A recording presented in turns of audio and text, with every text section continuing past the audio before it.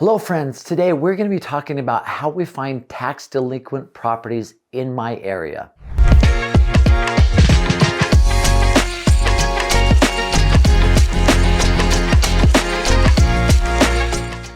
Have you ever heard the terms tax liens, tax deeds, and wondered if those work? Wonder if those are good real estate investing strategies, or even questioned what they are? More importantly, have you ever wondered how do you even find properties that have delinquent taxes associated with them? Where do you look? Well, you're in luck, because today I'm going to break down exactly that, how you find tax delinquent properties in your area, how property taxes play into this whole real estate investing game. I want to help you understand what is the difference between tax liens and tax deeds, and understand why those things happen, but also understand what the owner and what the government, what roles that they play in this whole process. And finally, how to find those properties that have delinquent taxes so you can find these gems in your area. If you're ready, let's go.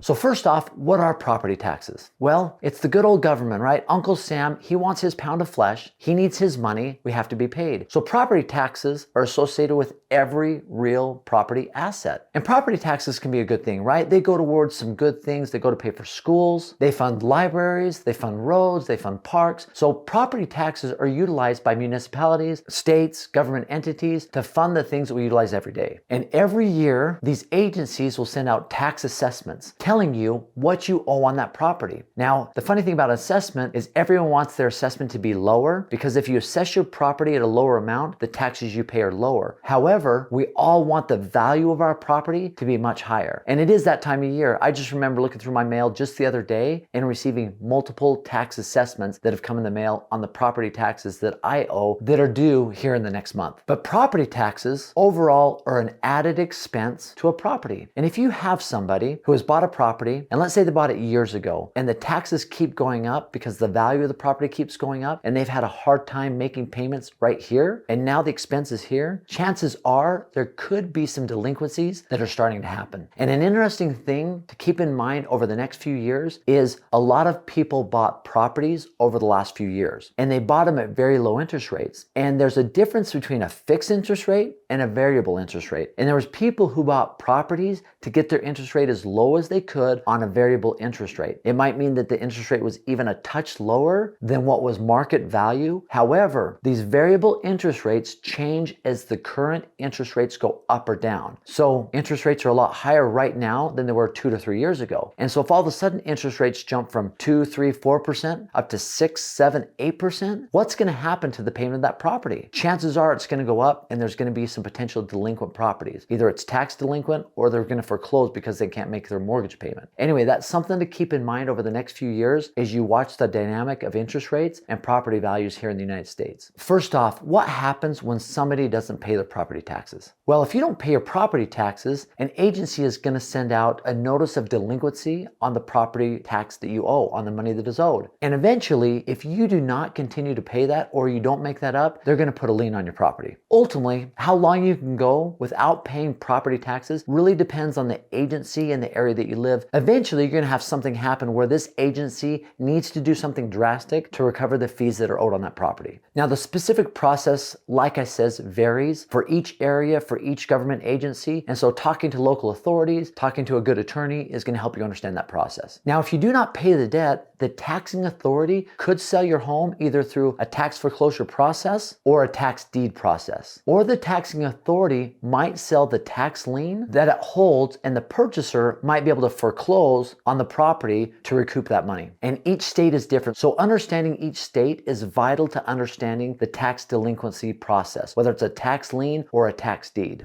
So let's talk about that right now. What is the difference between a tax lien and a tax deed? So in a tax deed sale, the taxing authority sells the home outright. The buyer gets the deed to the property, and usually it's at a very low price. The government is just looking for the money to make good on the property taxes that are owed, penalties and interests on top of that. However, the purchaser might not get the property outright immediately. There might be a period of redemption that would have to expire before the buyer could actually get the property. Now, a tax lien certificate sale is different. The purchaser of that tax lien gets the ability to collect and redeem the debt, penalties, and interest. If the homeowner doesn't pay that lien, then the purchaser of that lien has the ability to foreclose on that property to obtain the money owed in that lien that it holds. By going through a state-specific process, the lien holder can do two things: either foreclose on the property and ultimately obtaining that property, or collect interest on the tax lien, because each tax lien has an interest rate associated with it that the lien holder can collect on. So what is the role of the government in this whole mess? Ultimately, the government just wants their money. They're not in the real estate business. They're not there to make money. One instance many years ago, I remember an individual, a friend of mine, had bought a lot of property, and this was right before the crash. And right when that happened, he had a lot of loans out with a specific bank. Now, when things started to go down, the value he bought the property at was here, but when everything crashed in 2008, 2009,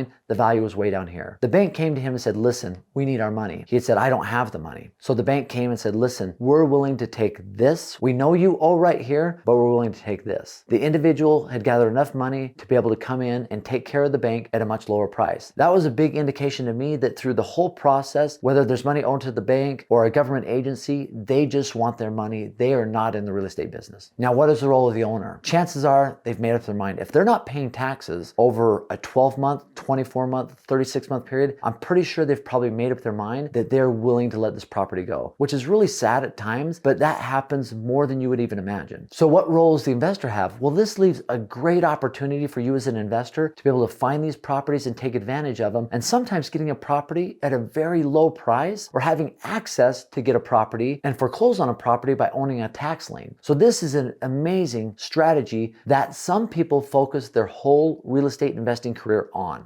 So let's get to the meat here. How do you find tax delinquent properties in your area? Well, there's a couple ways to do it. There's some that cost money, some that don't cost money. There's an organization that has this software that I really like. It's called RealFlow. It allows you to search for properties that have tax delinquencies. It's never been easier in my mind to be able to find these properties. Now, the software does cost money, but it is a small price to pay to be able to utilize something that you can search for in any area of the United States, specific to a zip code, and putting in the criteria where you can filter what it is you're searching for by tax delinquencies, and it'll pull up properties. It'll even tell you most of the time what money is owed on that property. It's an amazing tool. Another one that I really like is one called bidforassets.com. It's bids, the number 4, assets.com, and you actually go state by state to look at properties that are delinquent. Now, I've looked at a few over the last couple months as I've got into this strategy, and I've seen some available close to where I live, but one of the challenges that you have to remember when finding properties, tax delinquent properties in your area, is it's usually going to end up going to an auction. So you need to show up at that auction, usually with cash in hand or a cashier's check, to be able to buy that property. And once the auction is finalized and you can pay for that property, you then either get the tax lien or the tax deed to purchase that property. Now, there's a lot more when it comes to tax liens and tax deeds, but hopefully this is something that whets your appetite, to get you excited about it. I really believe over the next few years, there's going to be a lot of opportunities when it comes to delinquent tax properties that are available. And if you're primed, if you understand these things, if you dive into it, you're going to be in a really good position to take advantage of this. Now, listen, this is something that I've just started getting into myself. I've done a lot of different real estate investing strategies, but this is something I'm passionate about and just really started to dive into it. Now, as always, I'd love to hear your feedback, hear your comments, and I've got a free gift for you. So if you just click below on this link, aaronsfreetraining.com, I've got a short-term rental calculator available for you where you put in the information, put in the numbers, and it spits out whether it's a good deal or not for you. We've taken all the guesswork out of it, and just to provide you something that says, hey, this is a good deal or it's not a good deal. Once again, thanks for visiting. I'd love to hear your comments and engage in a dialogue with you. Have a great day.